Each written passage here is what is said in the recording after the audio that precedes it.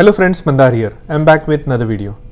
Today we'll talk about the consulates opening and what kind of visas are they processing. Are they processing in full capacity? We'll also talk about the EGAL Act that has peaked its head again. It has to do with per country cap removal. And we'll also talk about the demand that the semiconductor industry has now that the Biden administration has passed this law for chips, building the chips in the United States. And finally, we will talk about the housing market and how your visa impacts your house buying decision and some of the things that you should look out for. So lots of content. Watch this video until the end and let's get started.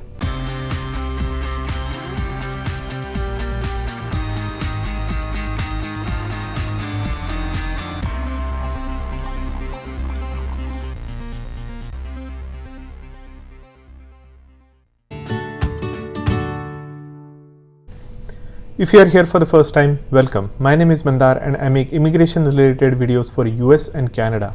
I'm not an immigration lawyer, so anything that I say on this video or on my channel is for information purpose only. And for your specific immigration needs, before you take any action, you should hire a competent immigration lawyer. As a reminder, I have lots of links in the description. Those are affiliate links to the products. If you buy any product out by clicking on those links, the channel will get a little bit of a commission.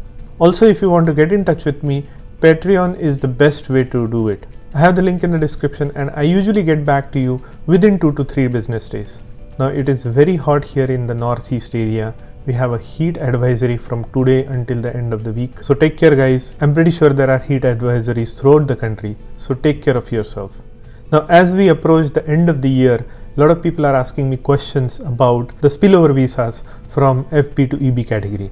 A lot of people are thinking that the pandemic was actually a curse for people outside of the United States because they could not get the appointments. The consulates were closed, but people within the United States, it was actually a boon. Dates moved forward by leaps and bounds. We have seen progression in the backlog countries in the category of EB2 and EB3. But is that going to continue? Have the consulates open? A lot of people are asking me that question. Their assumption is consulates are still operating at a very low capacity or reduced capacity, which is partially true, but we have come a long way. It was the situation about 6 months to a year back where consulates were working at a very reduced capacity. Now things have changed. In the last about 6 to 8 months, I would say, most of the consulates, if not all, are open to business. They are giving out appointments, they are scheduling appointments in thousands. Especially in India, if you are going for a visa stamping, you will find that a lot of consulates are backlogged by 6 months, 8 months or so on. But they are opening slots in the recent times for student visas because that is the urgent need. The universities are going to start in September and students need to get to the universities. So they are giving out appointments for students. Now, if you have a same category of visa or similar category of visa stamped on your passport in the past, then you don't need to have an actual appointment. You can get a Dropbox appointment. Dropbox is easier than actual consulate because you don't need to attend to a visa officer. You just hand over the documentation and wait for your passport to be returned with stamping. So that is a little bit easier, but still getting an appointment even for that is very difficult. So where I was going with this was, people are thinking that there will be a lot number of visas available in the fiscal year 2023 spilled over from FB to EB category. My speculation is there may not be that many visas. I covered how many visa numbers might be available from FB to EB category in my previous video. So if you haven't checked that one, do check it out because I did a little bit of an analysis over there. But those numbers are nowhere close to what we have seen in the last 2 years in 2020 and 2021. So remember that it's not going to be at that level, but we are still going to see some level of spillovers coming from FB to EB category. There is another caveat to it. There is a bill being passed in the Senate and in the Congress to recapture all the visa numbers since 1992 and give them back to the respective categories. So any leftover visas that were unused since 1992 will be given back to the FB category and from EB category to the EB category. So spillover numbers, even if they come, whether or not they will be available depends on what gets passed in the Congress. So just wanted to put that note out there. So I know for sure that some of you are interested in stock trading, day trading, buying cryptocurrencies. I want to present you VBull. VBull is a trading platform. It allows you to buy stocks, it allows you to buy options, do options trading, and also it allows you to buy cryptocurrency. It can be done on the computer or on the mobile app. Now if you use my link, which is on the screen and also in the description, you will get some free stocks. Now only for the month of August, VBull has announced that it will give 12 free stocks if you use my link, and those free stocks will be valued up to maximum of $30,600. So when you open an account using my link, you will get 2 free fractional share stocks. That value could be anywhere between $3 to $300. If you deposit at least 1 penny, you will get 4 to 10 free additional stocks valued from $7 to $3,000. So that's 12 stocks from VBull free for you if you use my link, and enjoy your free stocks. Another thing that I wanted to talk about is the Eagle Act. So remember S386 bill that was passed last year or 2 years back?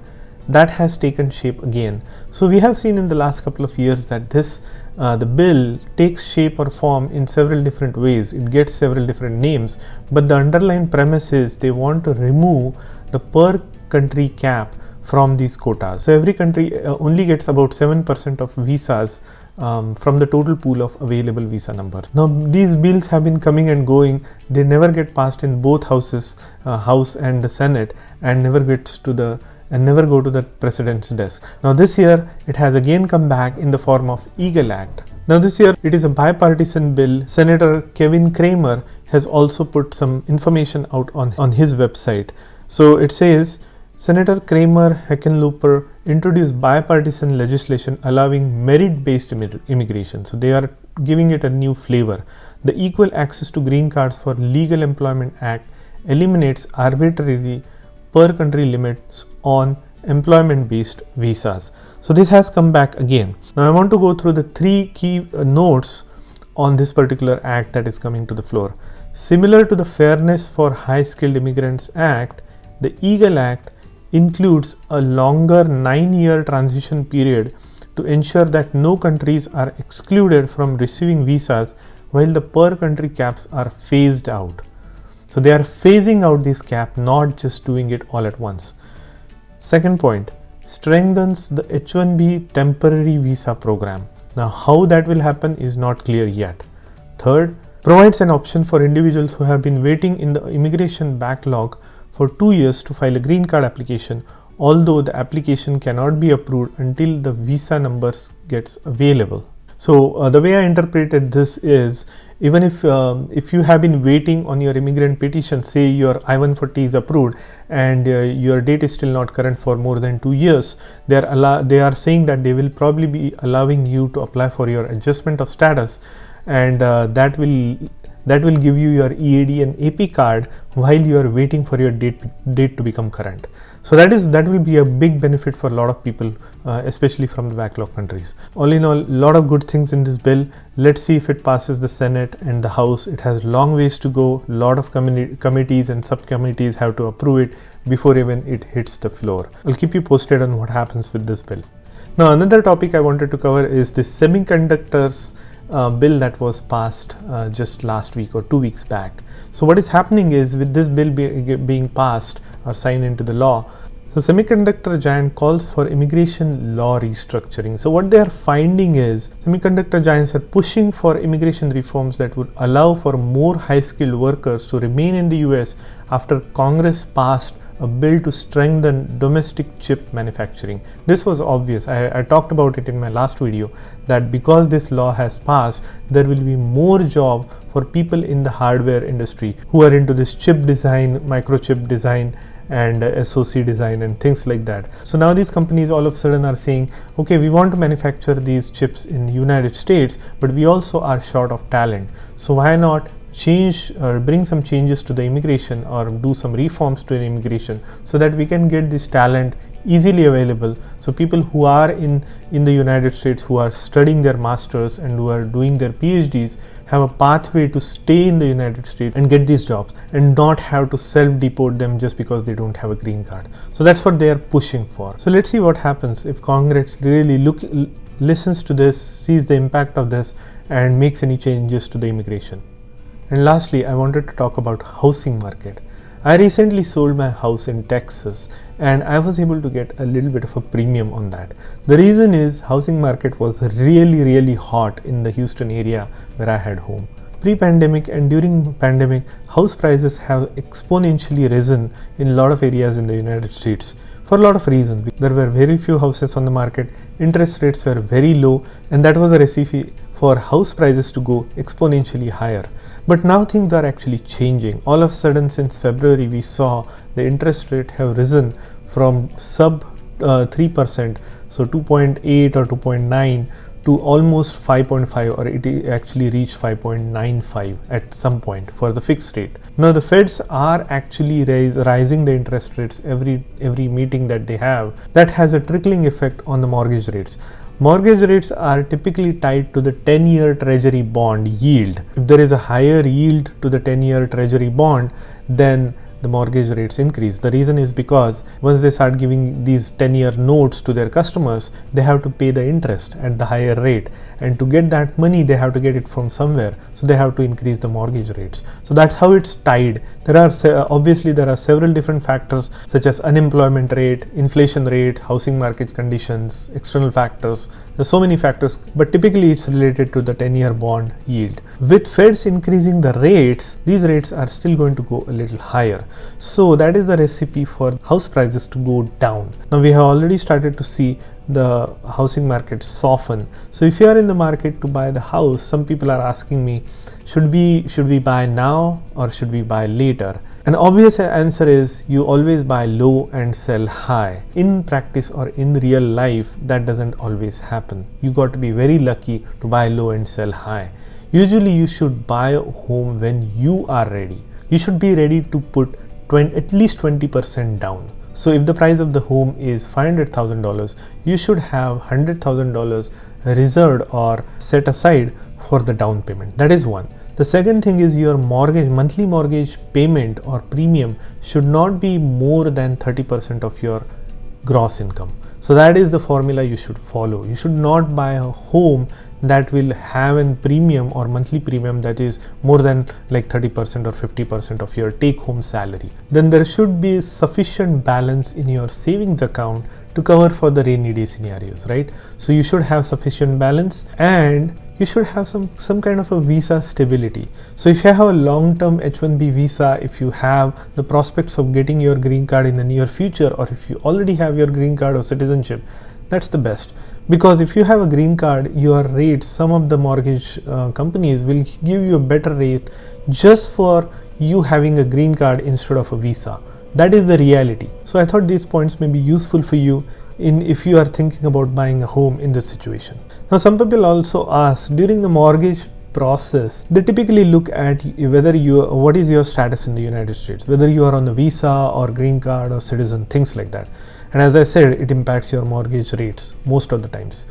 But if you don't have if you are on an H-1B visa, and if your stamp on your passport has expired, and even if you have an extension of I-797 and it's not enough, at the same time, if you are on the EAD and if your EAD validity is more than your H-1B validity on paper, it's perfectly fine to show your EAD. It might be a GC EAD, green card EAD, at the same time when you have your H-1B. So it is perfectly fine to show your EAD card instead of your H-1B card. Now every mortgage company is different. Some will insist that you show your H-1B stamp or a H-1B approval, and that's fine. But if they don't have those stringent conditions, you could choose either or, whichever has the longer validity. Now somebody asked me, if you show your EAD to the mortgage company to get your loan, does your status change from H-1B to EAD? No, the status does not change. Your status only changes when you make an entry into the United States with a certain visa, or if you do a change of status from one visa to another being within the country. Just showing your EAD card which is valid to the mortgage company does not change your status. So that's really what I wanted to talk in this video. If you have any other topics, put down in the description below and I will be sure to make a video out of it. And if you like the content of this video, please hit the like button and consider subscribing to my channel, and I'll see you in the next one.